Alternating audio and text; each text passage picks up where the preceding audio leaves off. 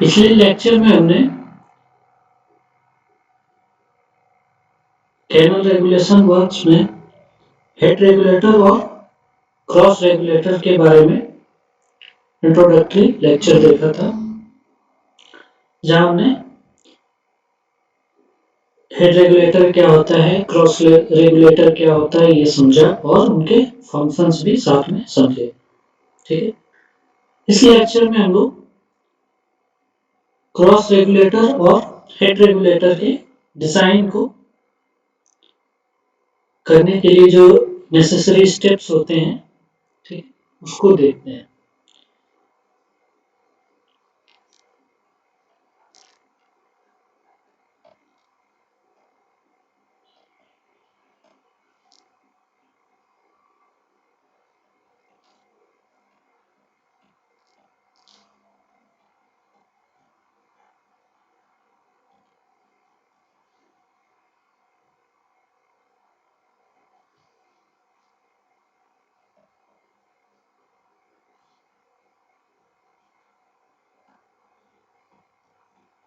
Head regulator को हम लोग सिंपली हेड रेगुलेटर लिख सकते हैं या फिर इसे हम लोग डिस्ट्रीब्यूटरी हेड रेगुलेटर भी लिखते हैं। तो इसके डिजाइन में जो एलिमेंट्स इन्वॉल्व होते हैं, ठीक है, वो कौन कौन से हैं, पहले एक बार हम लोग वो देखें। डिजाइन एलिमेंट्स इसमें होता है क्रेस्ट का डिजाइन, डिजाइन ऑफ क्रेस्ट, फिर डिजाइन ऑफ डाउनस्ट्रीम फ्लोर,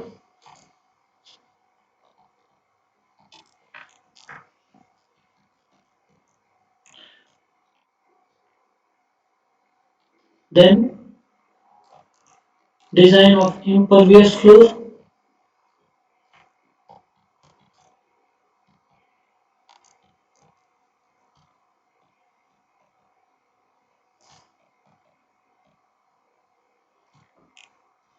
और चौथा होता है अपस्ट्रीम एंड डाउनस्ट्रीम प्रोटेक्शन।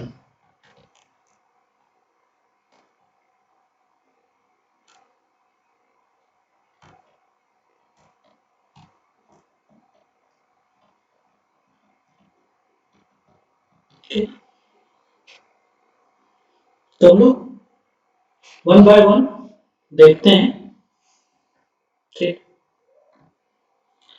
सबसे पहले आ गया हमारा design of crest, design of crest. ठीक, तो इसके लिए जो है डिस्चार्ज जो है वो फाइंड आउट किया जाता है ड्राउंड वियर फॉर्मूला, यानी वियर जब पूरी तरह डूब चुका हो तो उसके लिए जो फॉर्मूला है उसका इस्तेमाल यहाँ पे करते हैं। ठीक है,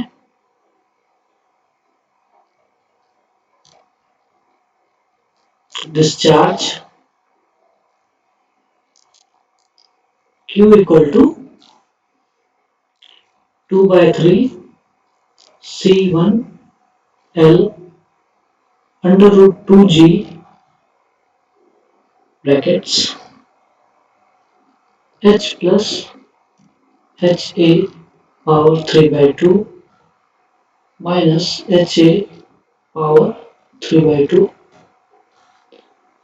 plus C2 L D under root 2G H plus HA। ठीक है, ये कहलाता है क्या, ड्राउंड वियर फॉर्मूला। ठीक है, तो डिस्चार्ज क्यूमेक्स में, okay, discharge in cumecs, cumecs that is metre cube per second.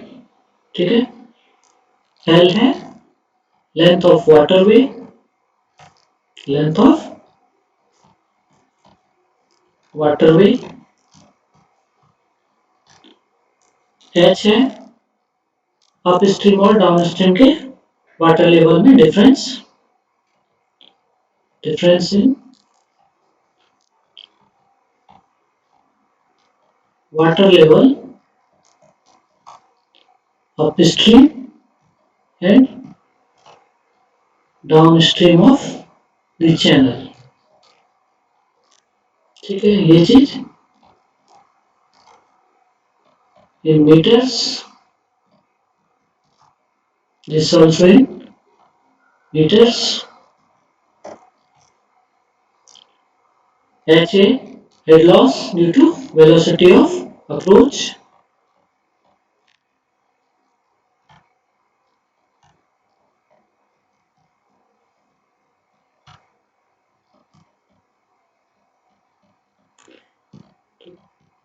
ये भी मीटर्स में। ठीक है, डी क्या है, डाउन स्ट्रीम में वाटर लेवल की डेप्थ मेजर किया जाता है इसको क्रेस्ट के ऊपर। Okay, depth of downstream water level in the channel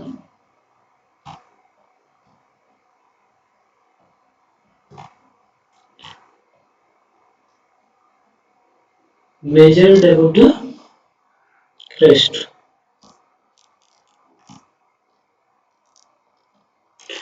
और ये C1 एक कांस्टेंट है। C1 क्या है, कांस्टेंट होता है जिसकी वैल्यू होती है 0.557।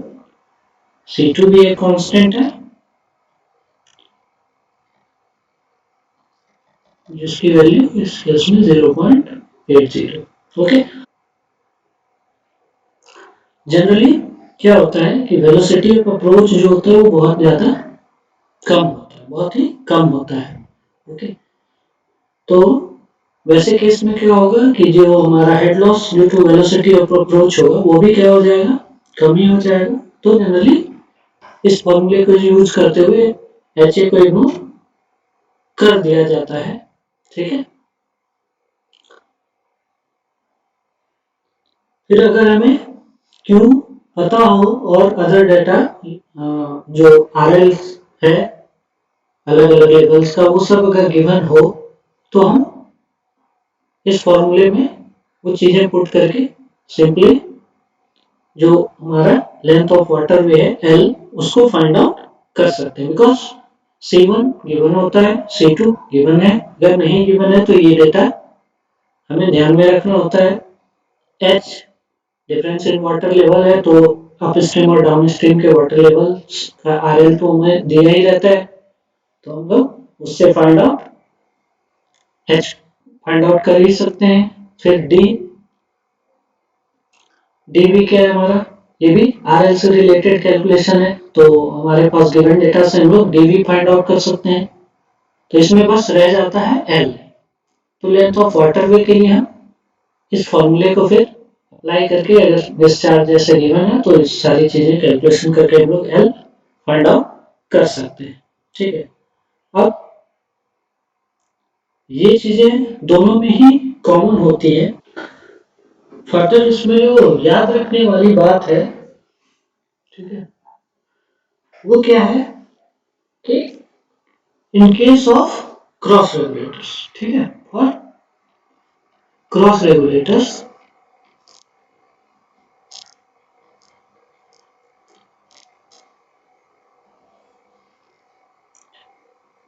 क्रेस्ट लेवल जो है, ठीक है, crest level this is equal to upstream bed level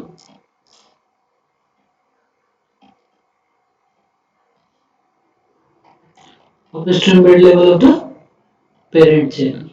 ठीक है, यानी जो अपस्ट्रीम बेड लेवल है पेरेंट चैनल का वही जो क्रॉस रेगुलेटर होगा उसका क्रेस्ट लेवल होगा। ठीक है, यानी उसके ऊपर जो भी होगा वो गेट्स होंगे, कंट्रोल गेट्स रेगुलेशन के लिए, ठीक है। तो ये हो गया क्रॉस रेगुलेटर के लिए। और फॉर हेड रेगुलेटर,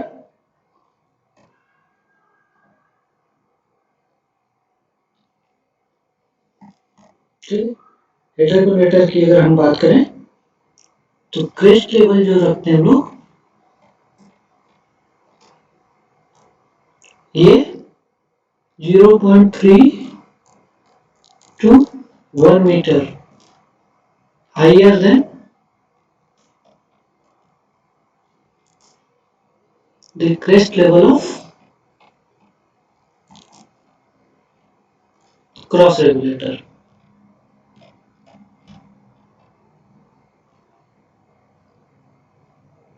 ठीक है, तो क्रेस्ट को डाउनस्ट्रीम फ्लोर से स्लोपिंग ग्लेसिस के थ्रू मिला दिया जाता है, ठीक है।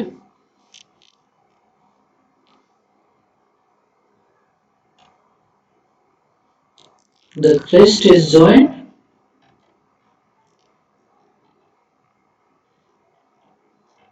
to the downstream floor with a sloping glacis of 2:1, 2:1 slope के ग्लेसिस से मिला दिया जाता है, ठीक है। नाउ ये हो गया हमारा क्रेस्ट का डिजाइन, ठीक है।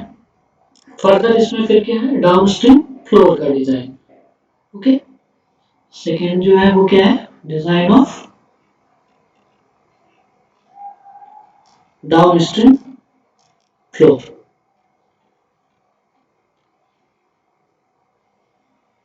ओके। तो डाउनस्ट्रीम फ्लोर की लेंथ और उसका लेवल दो कंडीशन में डिटरमाइन किया जाता है, ठीक है। द लेवल है length of downstream floor is determined under two conditions.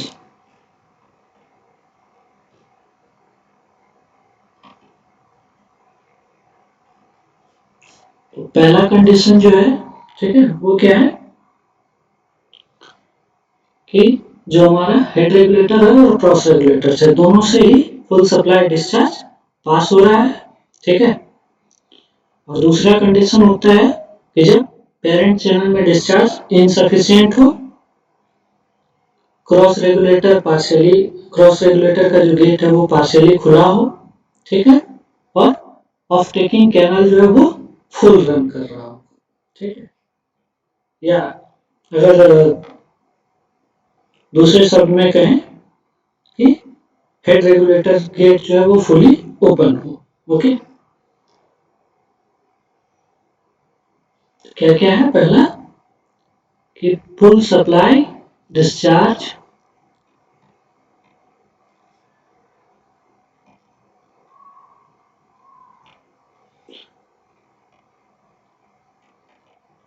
passing through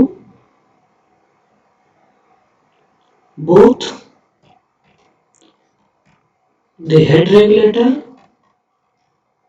and the cross regulator, एक कंडीशन ये है, ठीक है। और दूसरा कंडीशन जो है वो क्या है कि द डिस्चार्ज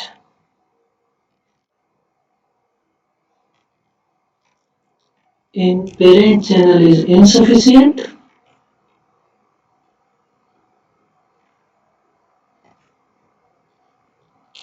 is insufficient, ठीक है। The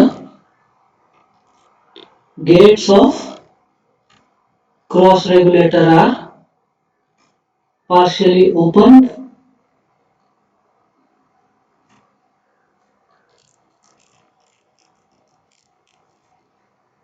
and the off-taking canal is running full.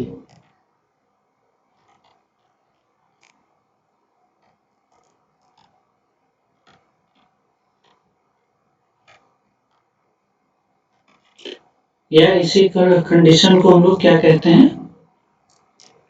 The head regulator is fully open.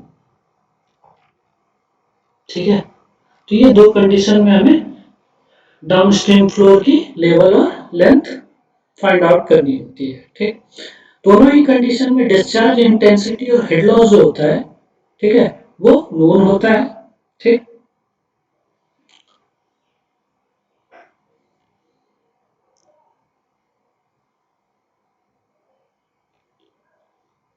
in both cases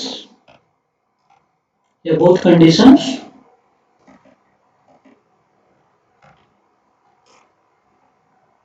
the discharge intensity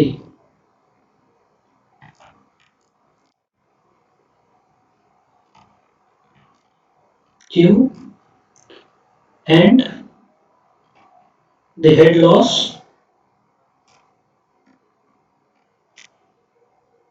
HL which is equal to H, यानी दोनों तरफ जो वाटर लेवल में difference है, ठीक है, are known. Okay,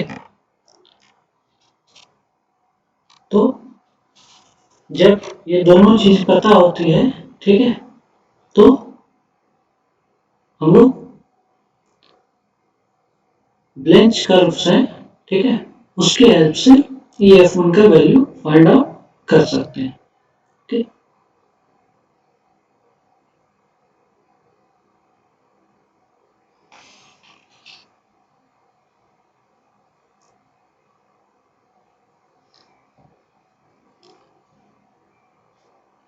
hence the value of EF2 can be found out from Blanch curves। ठीक, तो डाउन स्ट्रीम फ्लोर लेवल जो होता है, ओके, वो होता है कितना?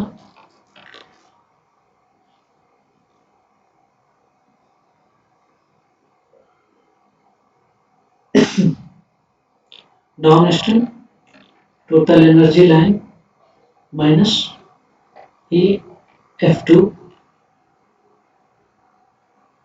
जो कि लगभग किसके इक्वल होता है? Down stream FSL minus EF2। ठीक है,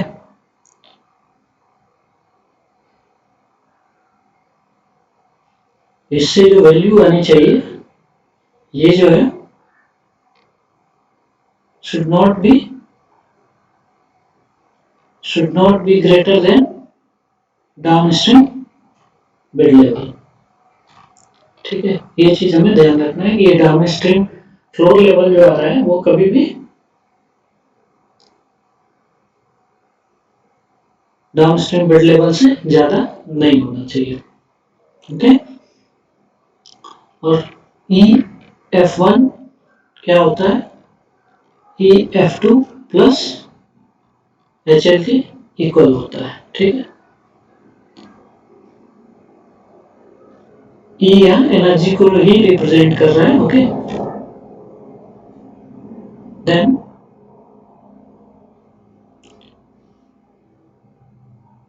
ये दोनों ही स्पेसिफिक एनर्जी को रिप्रेजेंट करते हैं। ओके, तो जब हमें EF2 EF1 दोनों ही पता चल जाता है, ठीक, तो स्पेसिफिक एनर्जी कर्व्स के हेल्प से हम लोग D1 और D2 फाइंड आउट कर सकते हैं। The depth D1 and D2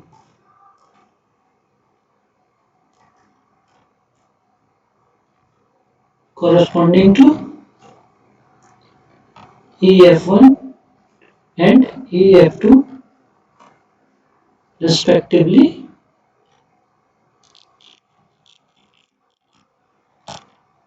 can be found from specific energy curves.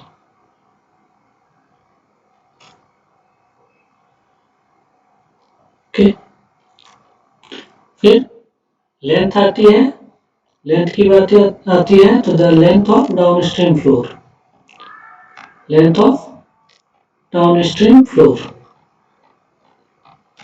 ये हो जाता है 5 टाइम्स जो दोनों डेप्थ का डिफरेंस होता है उसके। ओके, देन ये जो डाउनस्ट्रीम फ्लो जो होना चाहिए, ठीक है, ये एटलीस्ट क्या होना चाहिए, जो भी हम इम्परवियस फ्लो लेंथ प्रोवाइड करने वाले हैं आगे, उसका एटलीस्ट 2/3 होना चाहिए। Okay,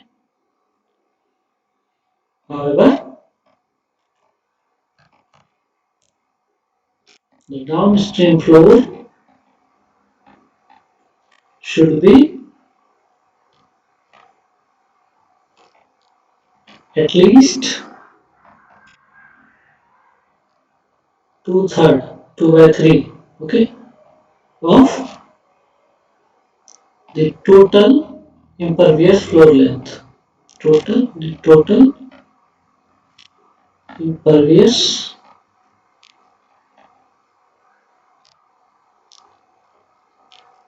floor length. ठीक, तो इम्परवियस फ्लोर लेंथ, तो अब हम देखें design of impervious floor, design of impervious floor. ठीक है, तो इम्परवियस फ्लोर की लेंथ हमें परमिसिबल एग्जिट ग्रेडियंट के कंसिडरेशन से फाइंड आउट करना होता है। ठीक है,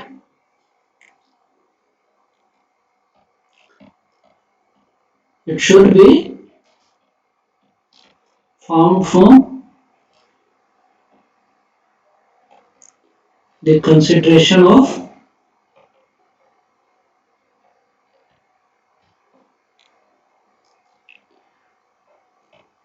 permissible exit gradient। okay, now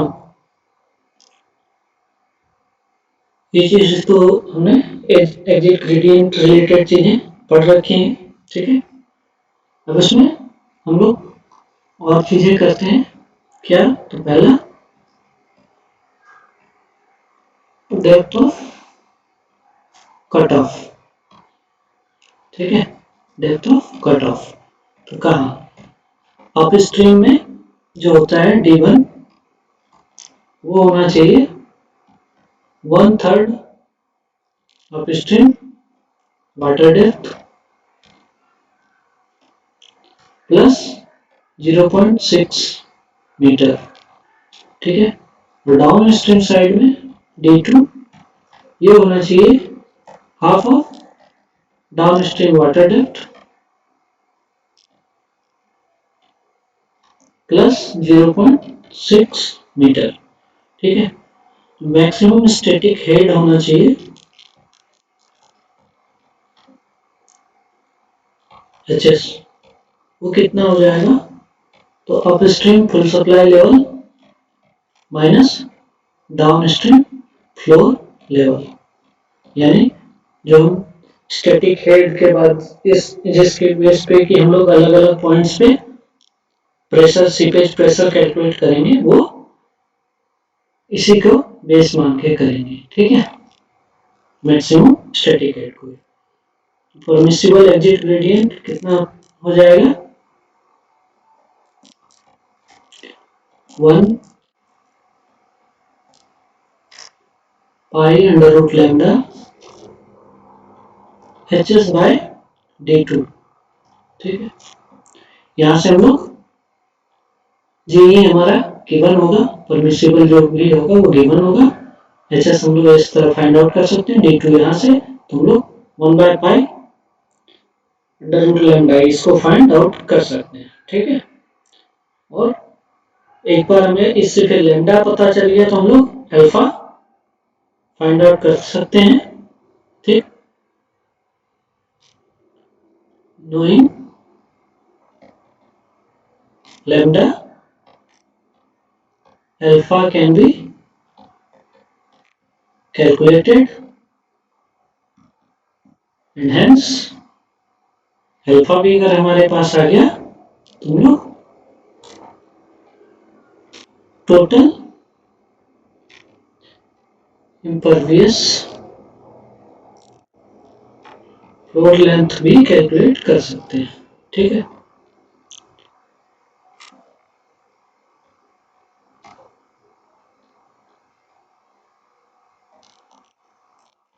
ठीक। अब अगर हम बात करें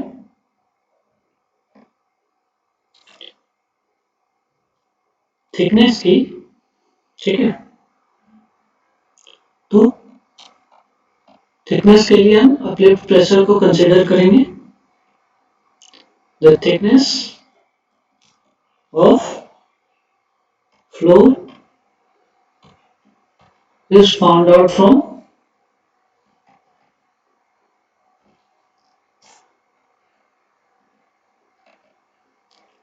consideration of seepage pressure.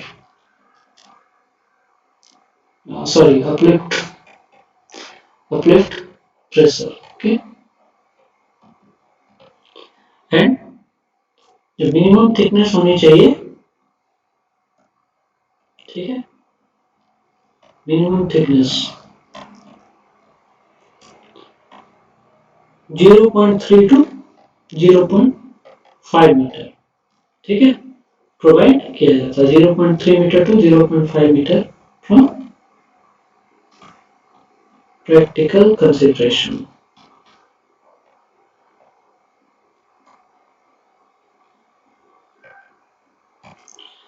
Okay, तो ये हमारा हो गया इम्परवियस फ्लोर। ठीक, फर्दर हम लोग आगे मूव करें तो इसमें चौथा जो इन्वॉल्व है एलिमेंट वो है design of upstream and downstream protection. ठीक, तो अपस्ट्रीम और डाउनस्ट्रीम प्रोटेक्शन। ठीक, तो अपस्ट्रीम स्कवर डेप्थ जो होता है, ठीक है, वो होता है कितना, जो कट ऑफ का डेप्थ होगा वहां। ठीक, सिमिलरली जो हमारा डाउनस्ट्रीम में स्कवर होगा, ठीक, वो डाउनस्ट्रीम जो कट ऑफ हम प्रोवाइड कर रहे हैं उसके इक्वल कंसीडर करते हैं। ठीक, और ये जो स्कवर डेप्थ होते हैं वो अपने रेस्पेक्टिव बेड लेवल्स के नीचे ही होते हैं। ठीक है, और उसके बेस पे हम लोग प्रोटेक्शन वर्क डिजाइन करते हैं। ओके, तो हम लोग करें अगर स्कवर depth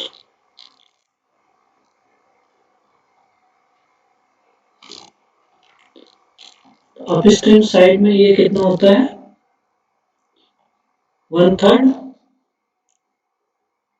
upstream water depth plus 0.6 metre, और डाउनस्ट्रीम में half downstream water depth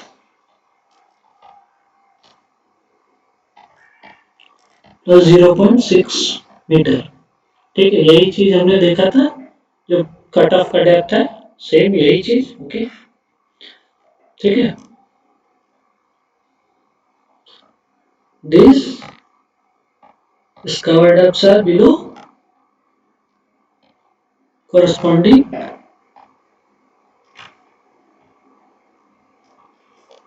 bed levels.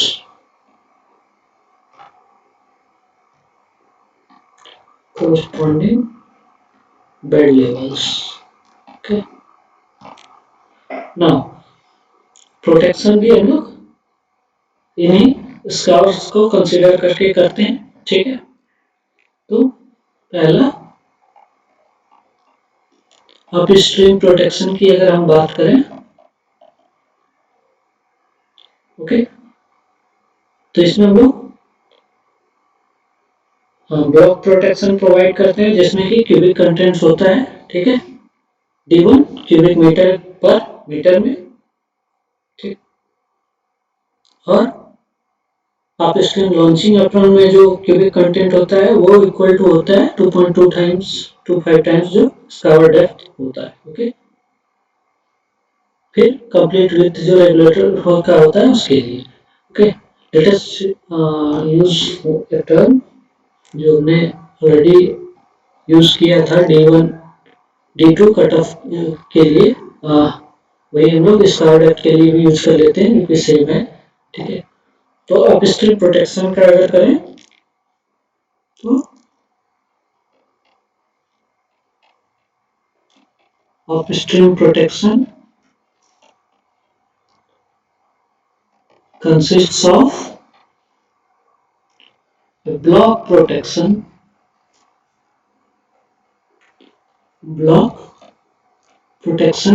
having cubic contents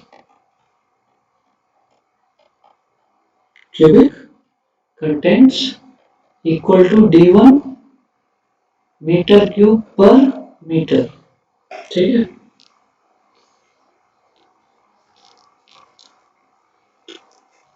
साथ ही ये क्यूबिक कंटेंट्स जो होता है अपस्ट्रीम लॉन्चिंग अप्रोच का, upstream launching apron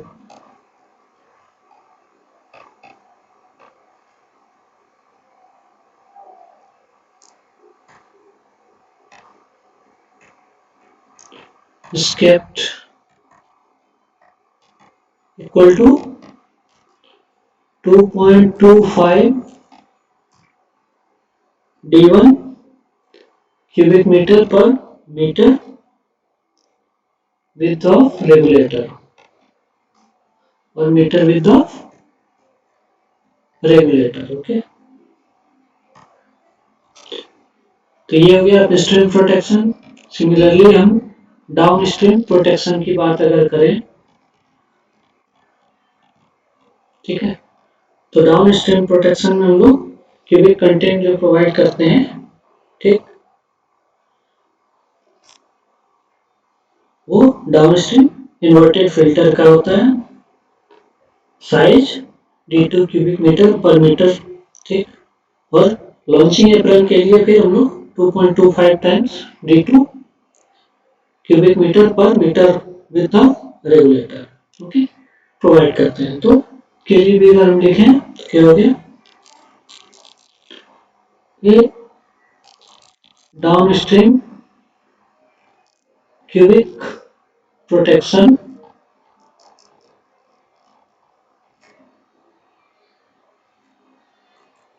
of downstream inverted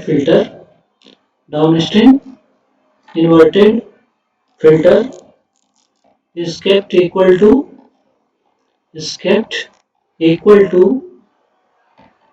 D2 cubic meter per meter and also cubic contents जो है downstream launching apron के cubic contents of downstream launching apron is kept equal to 2.25 times of D2 cubic meter per meter width of regulator। ठीक है, तो इस तरह से ये सारे डिजाइन स्टेप्स हैं किसी भी क्रॉस रेगुलेटर और हेड रेगुलेटर को डिजाइन करने के लिए। ओके, इसके यूज से हम लोग कोई किसी भी टाइप का क्रॉस रेगुलेटर और हेड रेगुलेटर डिजाइन कर सकते हैं। ठीक है, और इस चीज में सीपेज थ्योरी का कितना इंपॉर्टेंस है हम देख रहे हैं। लगातार हर चीज में सीपेज थ्योरी इंक्लूड हो रहा है। थिकनेस हमें कैलकुलेट करना होता है तो सीपेज थ्योरी पे बेस्ड होता है वो। ठीक है, तो इसलिए इट इज एक्सपेक्टेड कि सीपेज थ्योरी जो है वो रिवाइज करें आप लोग।